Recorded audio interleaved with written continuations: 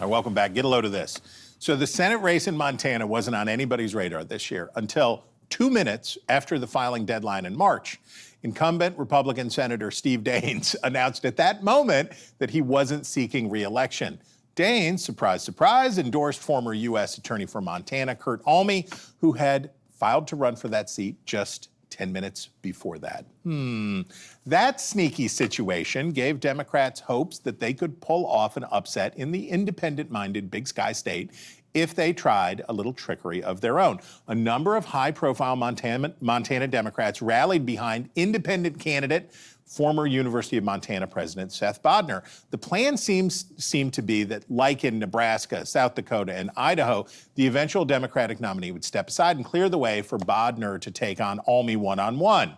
Super PAC money flooded into Montana's Democratic primary, with Republican-leaning groups propping up the true blue progressive and Democratic-leaning groups lining up for a first-time candidate named Alani Bankhead. Speculation ran high that the fix was in and Bankhead would be out after she won.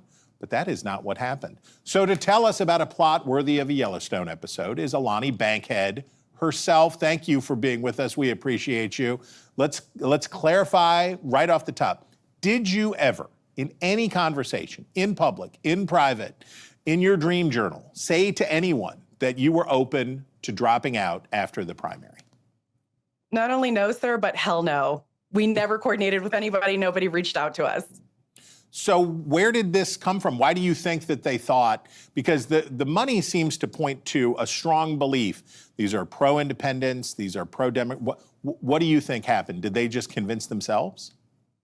I think the corporate elites thought that they had this in the bag, that they could tell the people of Montana what to do with their votes. And absolutely, that wasn't true. And we're certainly showing that on the campaign trail, that Montanans and Americans as a whole are fed up with being told by the corporate elite and the lobbyists how they're going to be represented in any location. And especially that's true in Montana. Okay, shortly after you won, you said you would drop out for a better candidate because it was so important to take the Senate majority away from Republicans. But you said that Seth Bodner was, quote, absolutely the last person on the face of this earth for whom you would drop out. So what are the Democrats like? I see former Senators John Tester and Max Baucus out endorsing Bodner. What are they missing about this guy? What's wrong with this guy in your mind? Well, number one, he settled a sex discrimination lawsuit with over a dozen women when he was the head of the University of Montana, which I think is very relevant right now in an era of the Epstein files and sex discrimination. People want to know that they're going to be protected. The other thing, too, is that all roads lead to AI data centers. So Tester's on the board, the advisory board of Anthropic. You have these corporate lobby entities trying to come in and push AI data centers into Montana, and Montanans won't have it. So this has all been a scheme to try to push down the Democratic brand and bring in this independence so that we can maintain the status quo of the 1% versus everybody else. And Montana's not going to have it. Okay, even the most optimistic Democrat, and you strike me as a very optimistic Democrat, would have to acknowledge that Montana is a tough place for your party to win. Senator Tester was the only non-incumbent Democrat to win a Senate seat in Montana between, and I looked it up, 1978 and today. So look at these numbers from just this century. Even your popular incumbent Democratic governor, Steve Bullock, got creamed when he ran for Senate. Would you at least acknowledge that the odds are against you? I would say that it's definitely a tough race, but there is a path to victory, absolutely. And it goes through healthcare, it goes through housing, it goes through AI data centers and corruption. I'm the only Senate candidate for universal healthcare.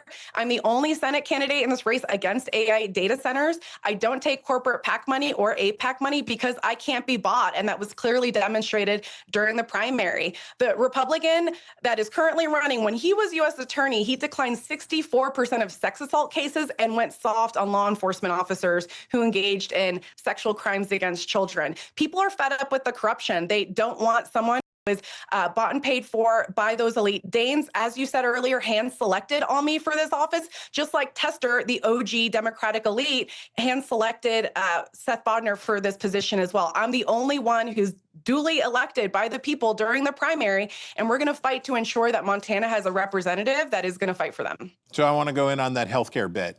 Sort of the secret sauce for Montana Democrats in recent decades has been moderation. Famously, those senators we were talking about, Tester and Baucus, played a big role in moving Obamacare to the middle. And I was here. I don't think the bill would have passed if they hadn't won concessions to make it palatable to red state Democrats, like not having something like Medicare for all. You call yourself, and these are your words, I would never say this, you call yourself a universal health care girly. Is Montana ready for a progressive Democrat? Montana 1000% is, because for those outside of Montana don't fully understand, Montana is a purple state. This is the place where when you're stuck in a snow ditch on the side of the road, the very first person is going to stop and help you out of that. Montanans are struggling right now with astronomically expensive healthcare. They're tired of waiting until it's an emergency to access that healthcare. Rural healthcare has been largely ignored by our legislators, and it doesn't matter if you're red, white, blue, libertarian, vegetarian. People are fed up with it, and they want to pick a candidate who's going to fight for them to get them that healthcare. And I'm the only candidate in the Senate race that is for universal healthcare. All right, if you were a libertarian or a vegetarian who had ever had a bird's eye view from the town of Birdseye, Montana, you would know her already. But if you don't, there she is, Alani Bankhead.